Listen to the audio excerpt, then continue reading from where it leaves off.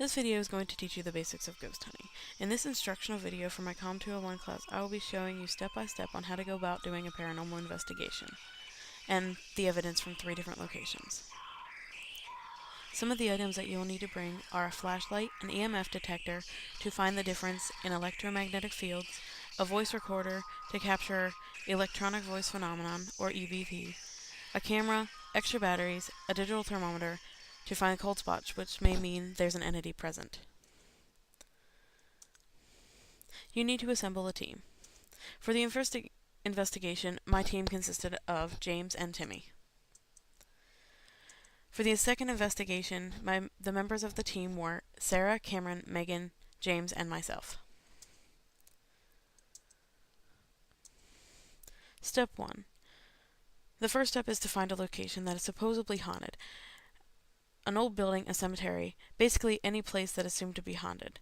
For my first hunt, my team and I went to the local cemetery. For the second investigation, my team and I went and explored 2 different buildings on campus, Keith Hall and Leonard Hall.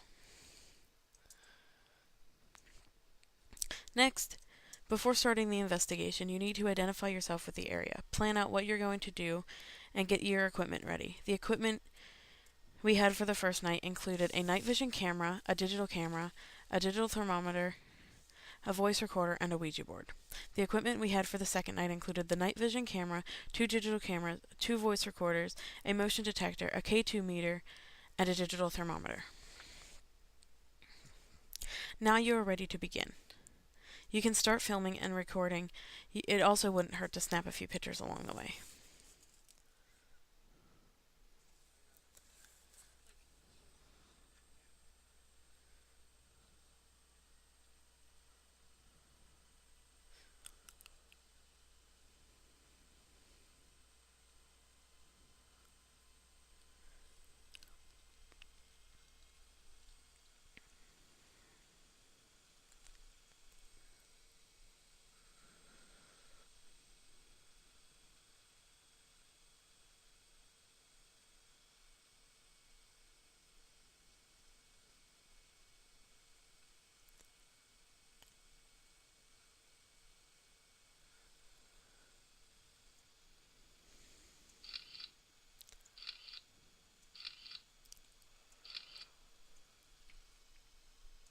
The next step is completely optional.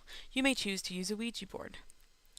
Make sure you tape record while you are doing this and ask simple questions. Remember to always be respectful. We only use the Ouija board for the first night. It's also a good idea to have someone take pictures while you're doing this.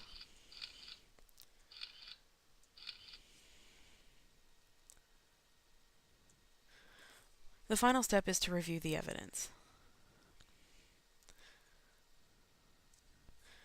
When you're going over the evidence, make sure you pay extra close attention. You want to make sure you don't miss anything. Look at each picture carefully to see if there are any orbs, but make sure that you don't get them confused with dust or bugs. This is the only picture that we got from the cemetery. The reason it's interesting is there seems to be a transparent sheet over it, and in the middle there is an orb. Unfortunately, we didn't get any audio while we were at the cemetery. But we did catch a few things from Keith and Leonard Hall.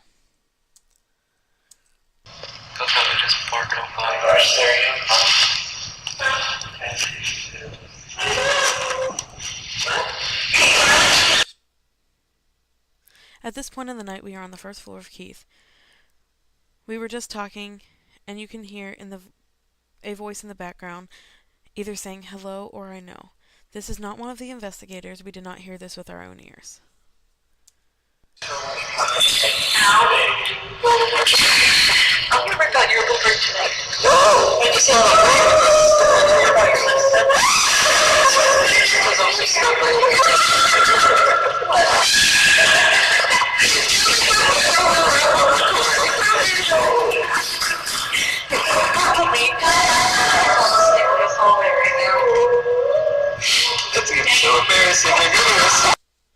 Here we are still on the first floor of Keith, and we were just sitting in the hall outside of the room where a woman named Mary Ann and a boy named Danny are to have been heard. In the background, you hear a type of singing or humming, and it appears to have an echo, which sounds like previous recordings of Mary Ann. Rumbling of the heaters, like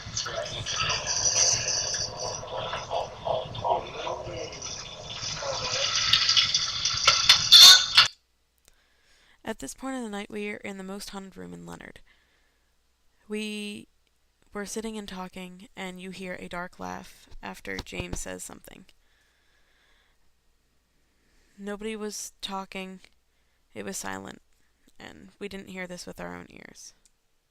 Bad presence in it. We've recently called him the axe murderer presence. Oh gosh.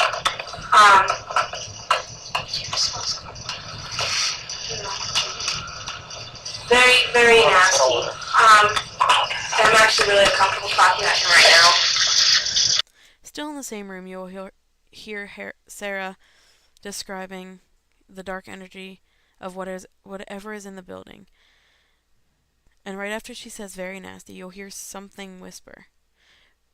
We were all silent, except for Sarah. We're really not sure what's being said. Who, she used to be an English major, and she said back in her day, it was so haunted that people would literally not be in here after 10 o'clock. Everyone would leave. They just couldn't do it. Which makes things very interesting for our all-nighter. Yeah.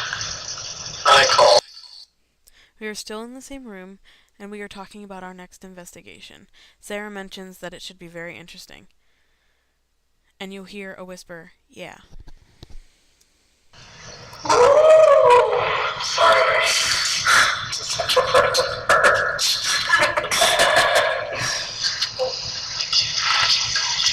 It's 10:45.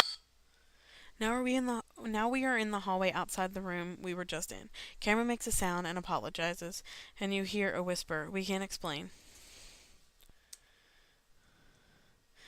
These are the main steps you will need for ghost hunting. Thank you for watching.